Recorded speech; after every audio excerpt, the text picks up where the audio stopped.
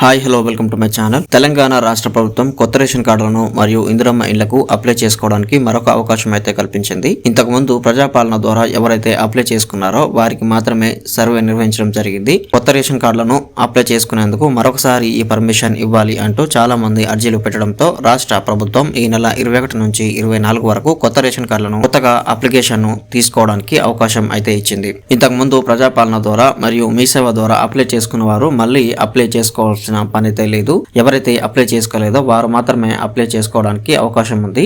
ఇప్పటికే అప్లై చేసుకోవడం కోసం ప్రజాపాలన ద్వారా ఒక డిస్క్ అనేది ఎంఆర్ఓ ఆఫీస్ లో ఏర్పాటు చేయడం జరిగింది. ఇంతవరకు ఎవరైనా అప్లై చేసుకోకపోతే వెంటనే ఎంఆర్ఓ ఆఫీస్ కు వెళ్లి మీ యొక్క ఆధార్ కార్డు చూపించి అప్లై చేసుకోవడానికి అయితే వీలు కల్పించింది. రాష్ట్ర ప్రభుత్వం ఆల్రెడీ ఇంతకు ముందు ప్రజాపాలన ద్వారా గానీ లేదంటే మీ సేవ ద్వారా గానీ అప్లై చేసిన వాళ్ళు మళ్ళీ అప్లై చేయాల్సిన పని అయితే లేదు. ఈ రెండు సేవల్లో అప్లై చేసుకోలేని వారు మాత్రమే ఎవరైతే ఉన్నారో వారు మాత్రమే ఇప్పుడు ప్రజాపాలన ద్వారా ఎంఆర్ఓ ఆఫీస్ లో అప్లై చేసుకోవచ్చు.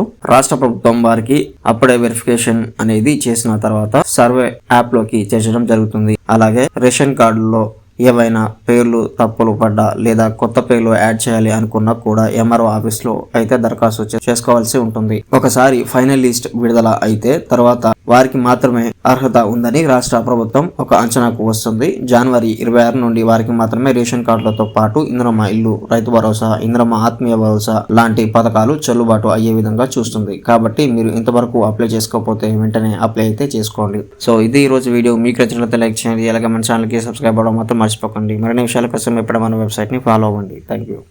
खत्म. Bye bye, tata, good bye.